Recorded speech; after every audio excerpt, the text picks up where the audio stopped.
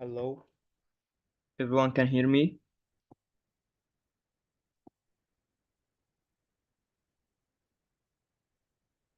Please type yes in the chat box if you can hear me well.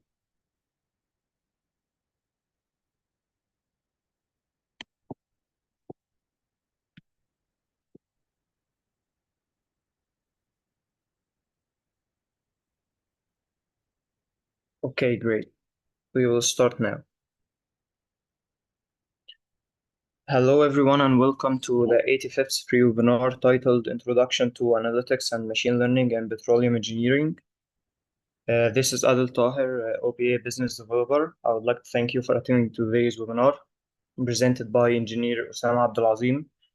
Osama is a production technology engineer with more than 5 years of experience and a keen interest in digital oil fields. He holds a master's degree in machine learning applications within petroleum engineering and has authored 3 papers on the same topic. So before we start our webinar, I'll make a small presentation about OPA services and the plan.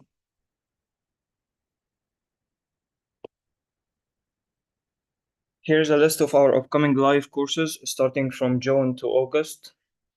We will be conducting 6 courses starting from analytics and machine learning applications in the oil industry that will be conducted by the same instructor of today's webinar, Engineer Osama. And we will also conduct sucker root bump, impel best practices, process safety management, and practical reservoir simulation and polymer injection modeling. You can scan this QR code to register in our upcoming courses.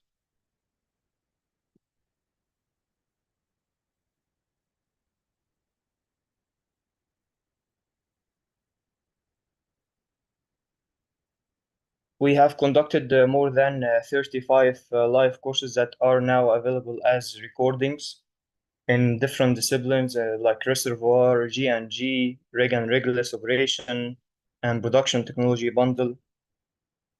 You can scan this QR code to enroll in our recorded courses.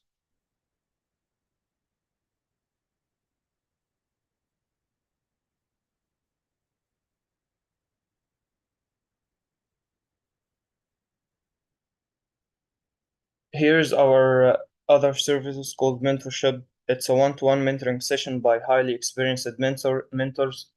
It's tailored based on the mentee's needs.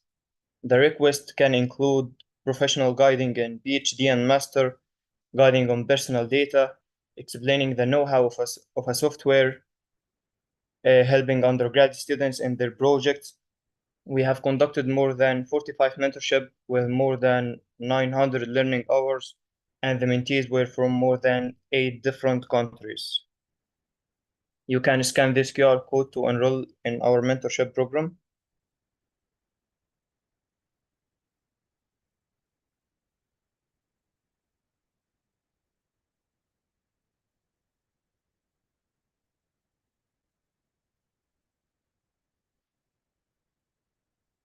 Here's a glance of our OPA website. It's www.opacourses.com. You can access every service of our OPA services through our website while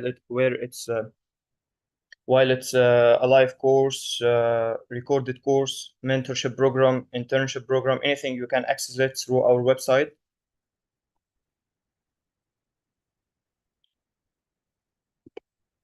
So how to be an OPA ambassador? There are 2 tracks to join our OPA loyalty program. It's by taking 1 or more courses from OPA or just take a mentorship program. So what will you get from being an OPA ambassador? You will get discounts on all courses in the future, group discount when you get your friends with you. Thank you for listening, and now it's time for our session. Engineer Osama, the mic is yours. Okay, thank you, Adil, for the introduction. Hello, everyone. Today we're going to have a brief introduction about analytics and machine learning applications in petroleum engineering. And hopefully we could find the session interesting for everybody.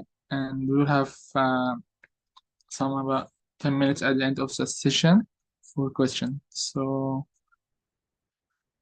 I'm going to start the session making an introduction about myself, and I think Adel has already did it, so we'll skip it and we'll go to the end of the day. And it's going to be about 40 minutes. We are going to start about an overview about artificial intelligence, and next we will talk about artificial intelligence rule and different intersections. Um, and eventually we talk about machine learning life cycle, starting with data processing or data pre-processing, machine learning modeling, and MLOps. And as I mentioned earlier, we will have 10 minutes for Q&A at the end of the session. So we will start with artificial intelligence overview. We will first define what is artificial intelligence and what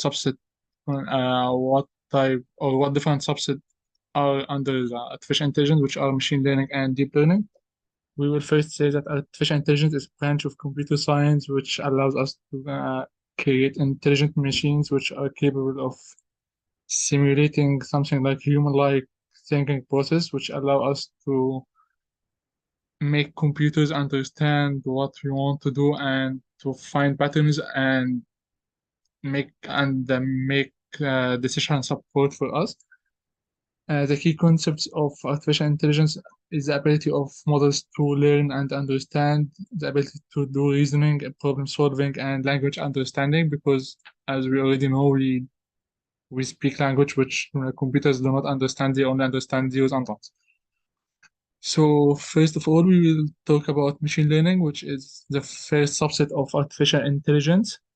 Um, the the the major objective of machine learning is to allow computers to understand data and to find patterns in data, which allow us to make decisions based on it.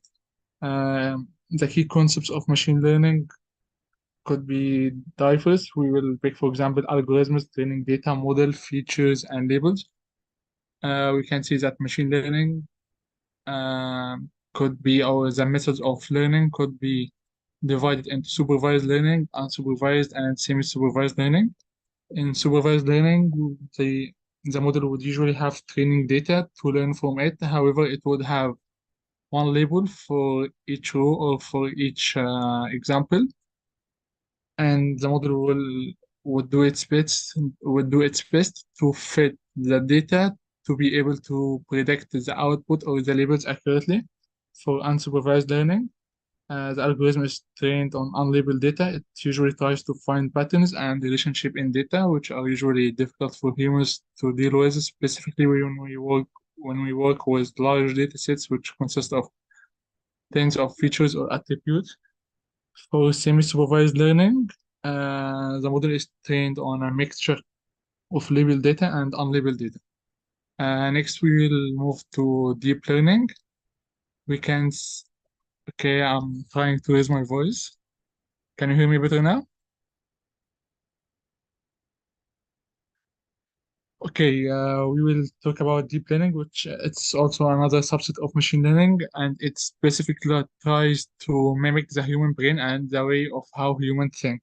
So it's more sophisticated and complicated than machine learning because conventional machine learning techniques usually work with tabulated data and they try to predict output.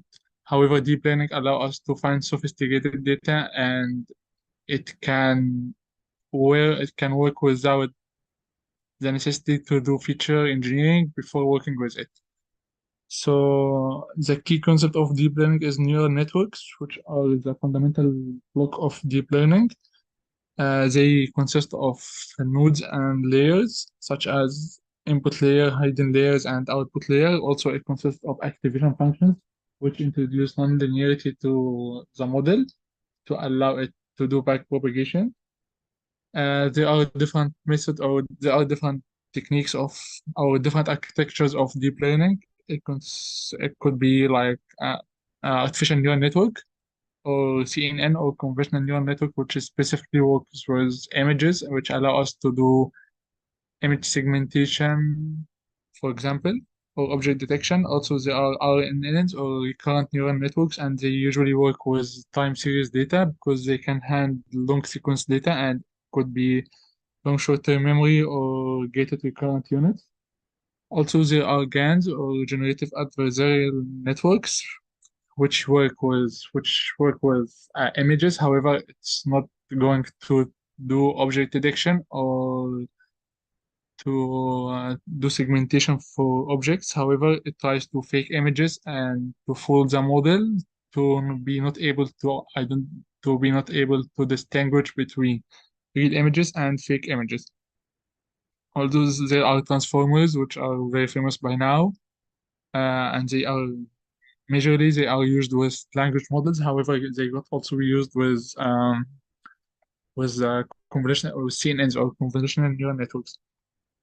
Another subset of machine learning, other than deep learning, it's reinforcement learning. However, we will not talk much about it today. However, we can just introduce something about reinforcement learning because it mainly works with an agent which tries to make decision by performing actions within an environment, and it would, as a maximum, or the objective of it is to maximize the reward. Like there is an agent, environment, state, action, and reward, and there is a policy which is a strategy that the agent tries to follow to determine how to make decisions. Uh, as we can see here, uh, whenever we work with artificial intelligence, we should have a melding of minds because it's not only about computer science, it's not about algorithms. We should have some domain knowledge and some technical foundations of different aspects and branches, such as we should have comprehensive understanding of computer science and mathematics, algorithms, statistics, domain knowledge, because whenever we are working with engineering, finance, or healthcare, we should have the knowledge of domain which we are working with, so that we can make sure that the output of models is reasoning and makes sense with our expected output. We should also make sure that our code follow the rules of software engineering and data governance.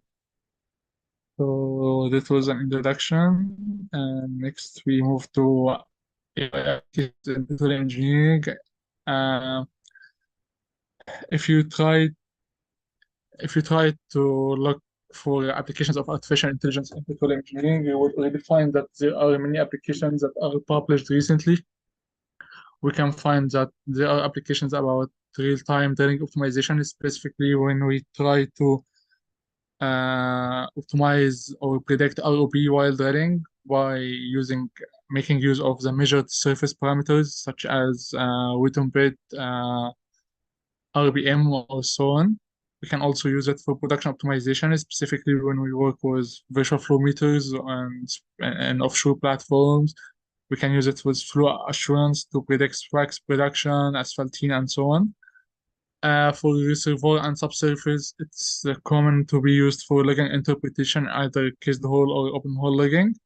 Also, it's used for geophysical inversion and data integration, and automated lithology classification. So next we will move to different tools of artificial intelligence, because we not only work with data science or data analytics, we have to distinguish between data analytics, data science, machine learning, back-end engineering or software engineering, data engineering, and DevOps.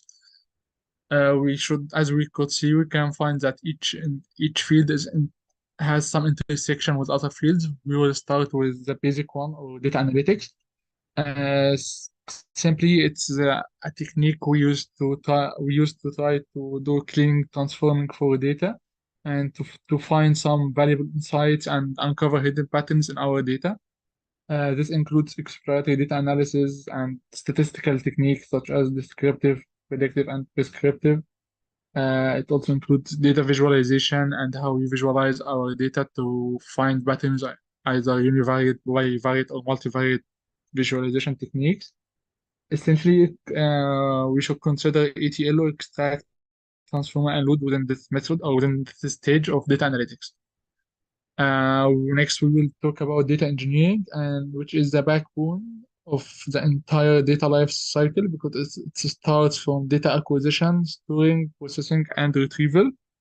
In this method or in this stage, we use different techniques such as data warehousing or data lakes, data governance, scalability, and data architecture to allow us to make structured data. Either we are working with structured or non-structured database um, to be able to have some kind of data which is good enough to work on. Because if we have good data, we will have good models, good machine learning models. If we have bad data, we will have bad results, whatever models we are using.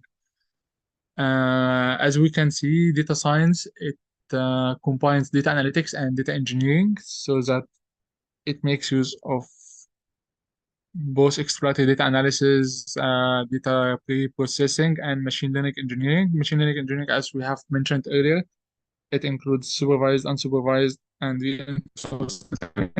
We will discuss it in much details later.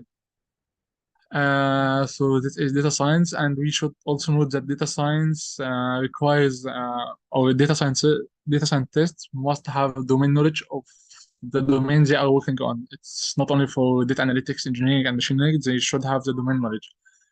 When we move to the role of machine learning engineer, we will find that it's totally different from data scientist, although it intersects with data scientist. It's more, or essentially, it's a software engineering role because it also combines back-end engineering and DevOps. Um, so it works not only with the models or modeling and achieving good results, it continues the cycle. It goes to DevOps to achieve continuous integration and deployment or CI/CD.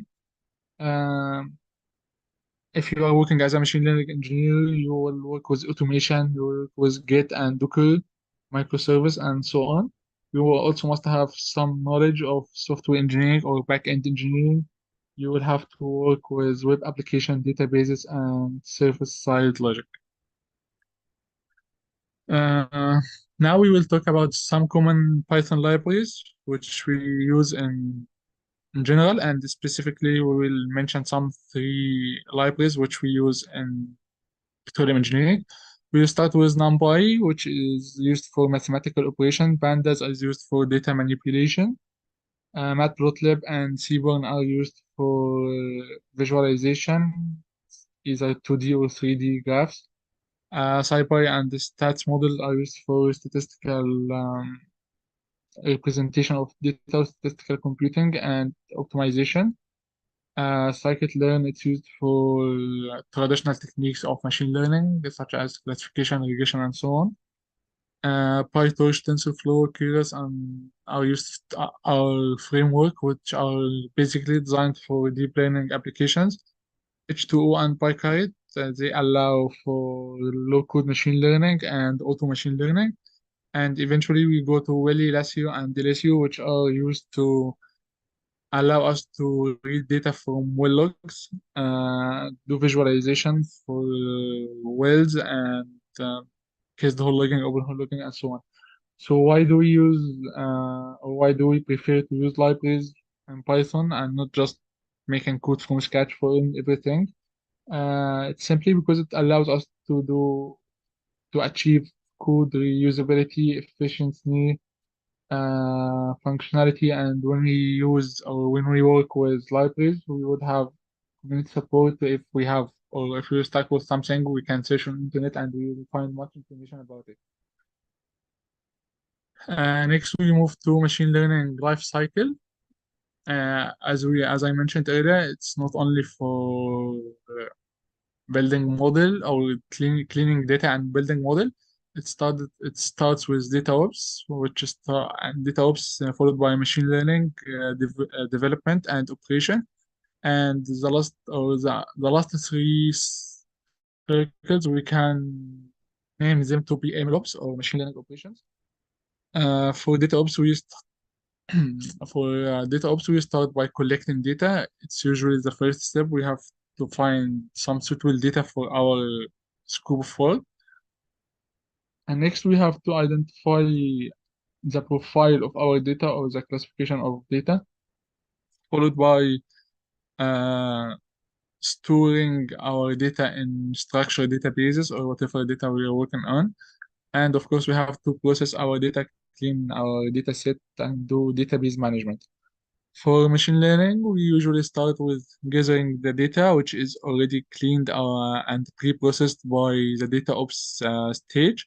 And next, we go to explore, which is EDO, exploratory data analysis, where we try to find patterns and uncover hidden patterns within data.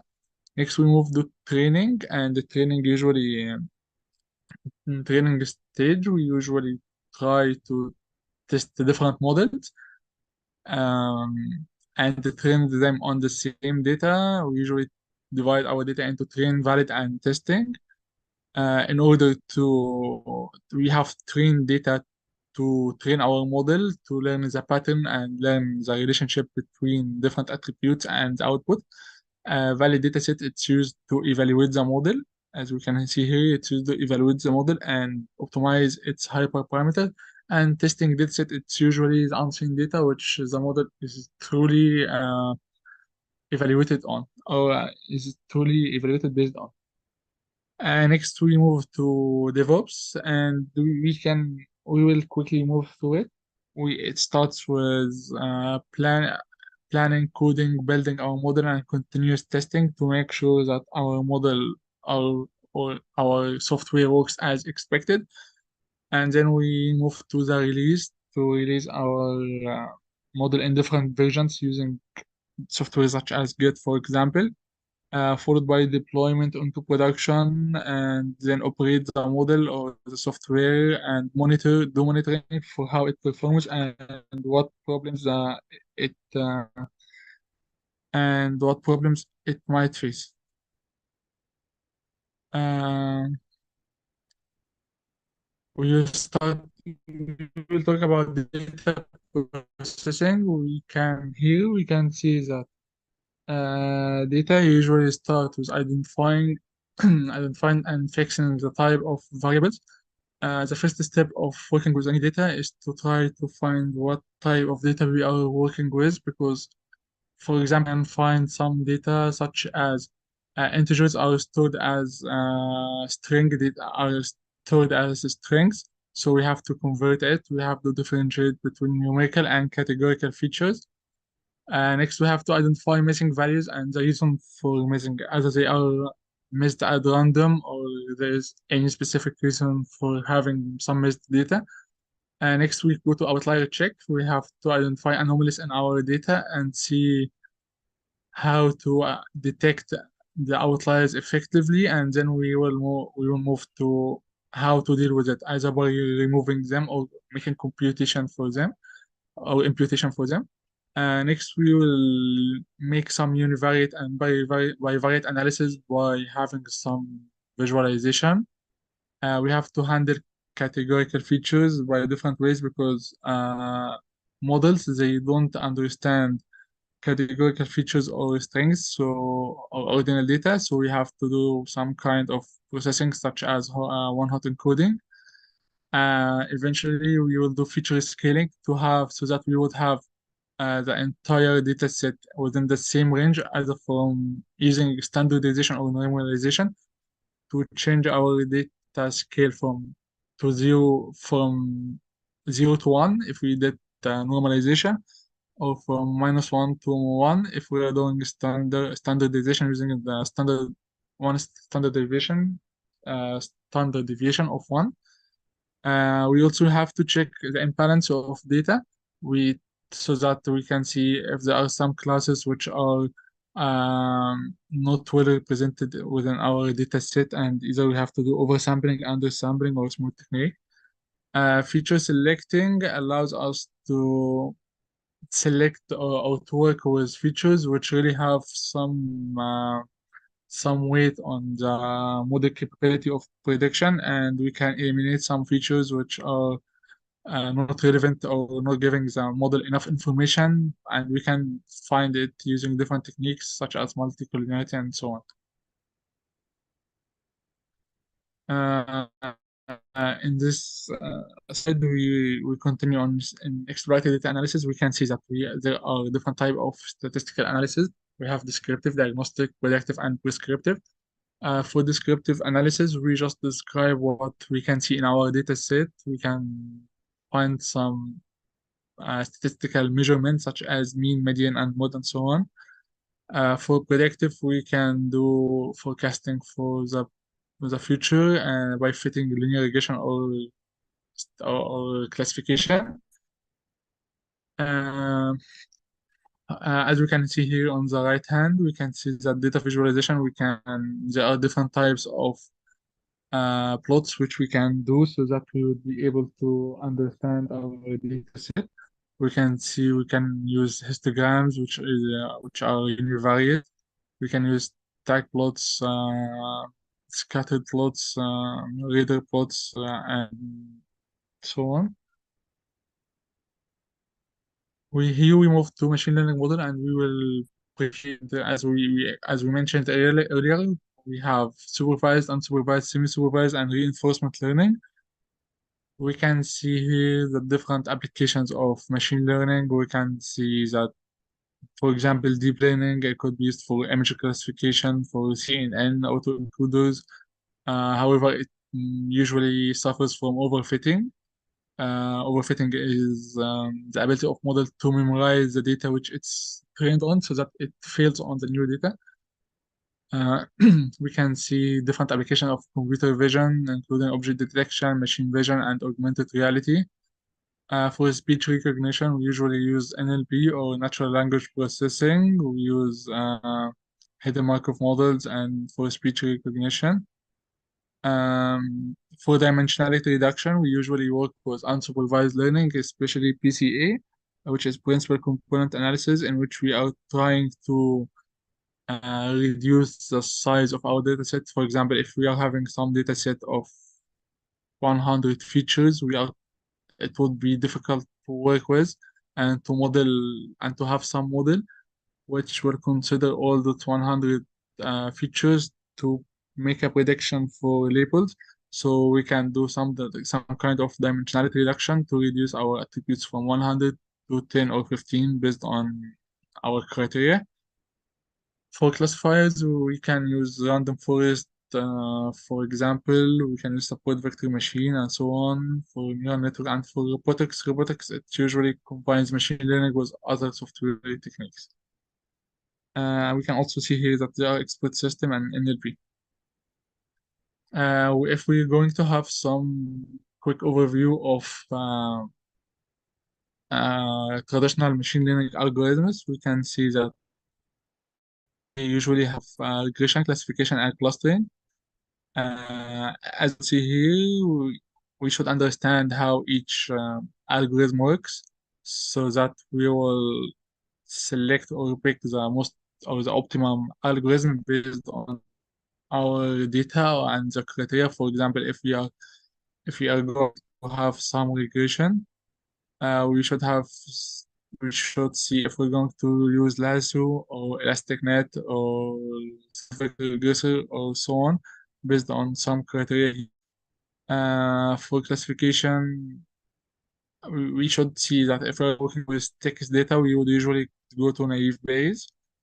If not, we will go to K-nearpose and so on. It's just this slide, just a second one, just to give some information about how we work with that and how we should select different algorithms.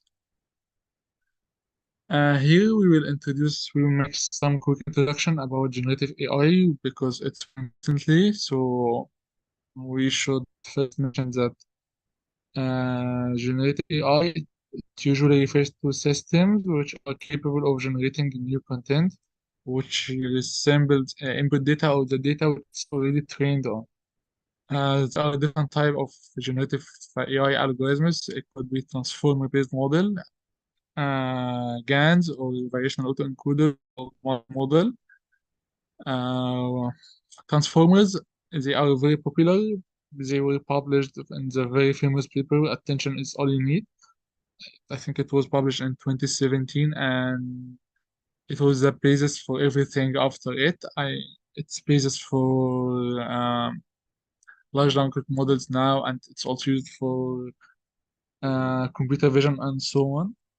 Um, Mainly, they are necessity for natural language processing because they are capable of capturing long-range dependencies in sequential data. They solved the problem which recurrent neural networks usually facing, as they employ different mechanisms such as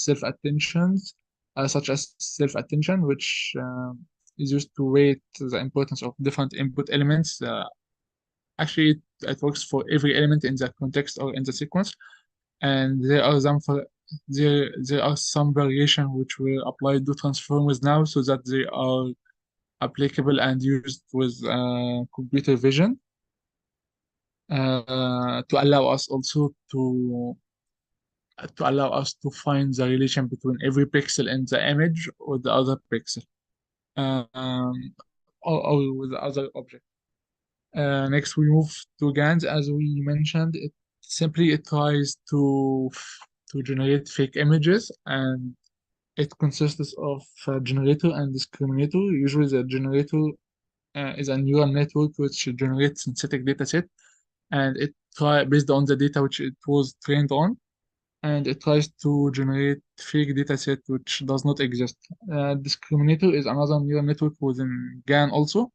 It tries to distinguish between the real data and fake data. So it consists of two models, where one model, the generator, tries to fake to fool the other model, which is the discriminator. For variational autoencoders, they are a different type of generative models. However, they work differently as they work by modeling the underlying probability distribution of the input data. So they work in totally different ways. They can work with lower dimensional space or latent space. They consist of encoder and decoder. They are based on probabilistic approach, and simply they try to reconstruct the data. They try to reconstruct the data in lower dimensional space. For multimodal models, they are capable of processing and generating data such as text, images, and so on. And they are very common because they are used right now. I think everyone already uses them. Uh, Next, we move to responsible AI, and actually, it's very important now to follow the rules of responsible AI, because whenever we develop models, we need we need to make sure that we need to make sure that the model aligns with the ethical standards, and understands that it shouldn't produce any bias or any discrimination in its prediction or in its training. So the training process should also be transparent, so that the model or the code should be reproducible to avoid manipulation in experiments or anything. It should also follow the rules of privacy, security, safety, regulation, and data governance. Um, when we move to MLOps, we will first identify low-code framework. It's not part of MLOps, but I believe it's essential to mention because it's very common now that when we try to move our models or our codes or development from our code or software from the development phase to the deployment phase, it's very common now that we use low-code frameworks because they are easier to use. They allow us to accelerate the development cycle. Uh, Basically, it allows non-developers or non-coders to be involved in the development process. They are flexible and allow technical engineers with no coding experience to participate in innovative tasks and focus on details of the model, so that they could modify or change the code based on their domain knowledge, which is a necessity because you cannot work on data only with software engineers. You should have some technical understanding. You should have some technical understanding of whatever you're working on. However, as we mentioned, Lookwood should have uh, as we mentioned, it have advantages. It also have some disadvantages because um, whenever you work it, when you work with it, you will have some difficulty with customizing the code or customizing the way the low code platform works to your requirements. You might have some issues with vendor lock-in because some packages and it might be not accessible for you unless you do subscription for it and so on. So when we need to use low code, it's usually when we're trying to make a rapid prototyping of our approach. We are trying to do business process automation, and we basically when we want to allow non-technical teams to be involved in the development process. However, we need to avoid low code when we work with high complexity approaches or high complexity models, and when we need to develop customized models or very complicated customized models, which might not be able to be achieved using low-code framework only. You must have to involve coders and developers within it. So, lastly, we will talk about deployment, which is usually the last step in machine learning life cycle. And actually, if you are doing some work that we need to have some impact, it should be deployed. It should not stop by developing a model which achieves some good results. You have to deploy your model. You have to put it into production and monitor how it performs so that you can identify weak points. When you work with real data or real-time data, you could suffer from data shifting or whatever problems you might have. So without deployment, your model, it would be just a theoretical model. So that's why I prefer that we should talk briefly about deployment, and we would briefly go through it. We need to mention that we have traditional deployment, virtualized deployment, container deployment and Kubernetes. When we work with traditional deployment, it's usually good when we have some dedicated resources and high security workstations or computers because it allows us to work on because it allows us to achieve good results. Whatever whatever the requirement are when we work with visualized deployment, it offers better resource utilization and scalability because it allows us to work on a hosting system other than the system which we are working on, such as virtual machines. When we work with Docker, it's different because it's a container deployment. It's different because it provides lightweight and portable environment which allow us to deploy the model on different machines while we conserve the same environment. Eventually, we can use Kubernetes deployment. It's usually ideal for large scale applications, and it could be combined with Docker. We will summarize full machine learning operation or MLOps automated technique. As we can see here, it starts with data engineer, which works on data pipeline and different data sets. And next, we move to the data scientist, which starts with pre-processing, model training, and achieving the champion model or the optimum model. And the QI engineer, it's usually the job description of data scientist also because it validates the model and validates the results.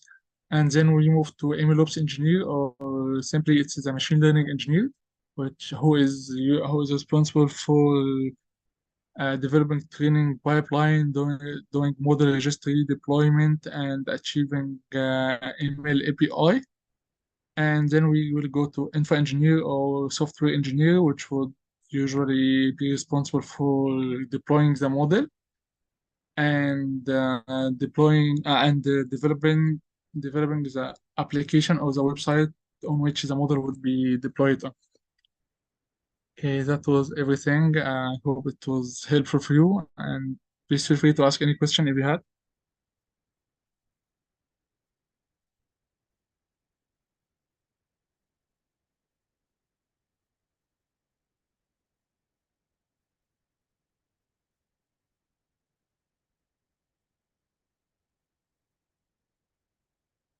So, do you have any question?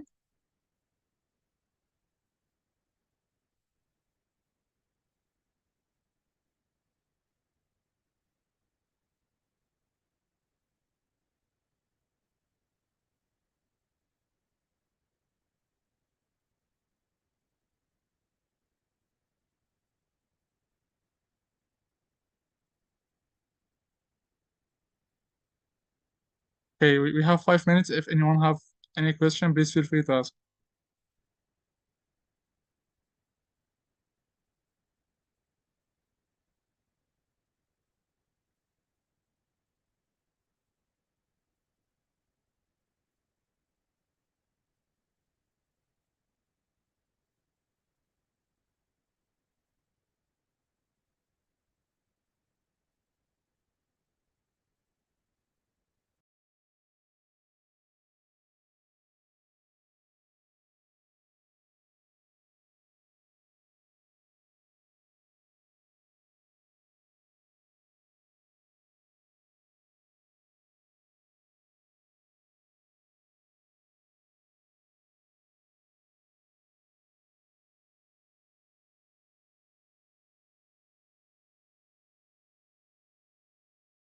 Okay, so someone is asking if MATLAB software can do the same. I believe yes, MATLAB, you can do neural networks and machine learning with MATLAB.